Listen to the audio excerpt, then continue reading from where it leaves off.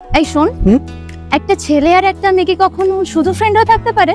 হ্যাঁ পারে তো। যেমন দেখ, আমি আর তুই best friends, but in most of the cases যে কোনো একজন ফল করে। এই ওয়েট, একজন কেন ফল করে? Well, in most of the cases মেয়েদের ক্ষেত্রে কাজ করে ইমোশনাল লোনলিনেস, আর ছেলেদের ক্ষেত্রে physical attraction. What nonsense! What if দুজনেই ফল করলো? তাহলে তো কথাই নেই, না ফ্রেন্ডশিপ থাকে না প্রেম, সব শেষ।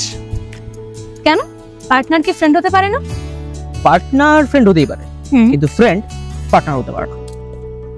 হ্যাঁ দেখ, তুই আমার ফ্রেন্ড, আমি চাইলেই যে কোনো কিছু তোর সাথে শেয়ার করতে পারি, তুইও পারিস। কিন্তু আমাদের মধ্যে যদি এখন প্রেম হয়ে যায়, আমি সেটা পারবো না, কারণ তখন তোর আর আমার মধ্যে চলে আসবে শর্ত, কন্ডিশন, তারপর এক্সপেকটেশন।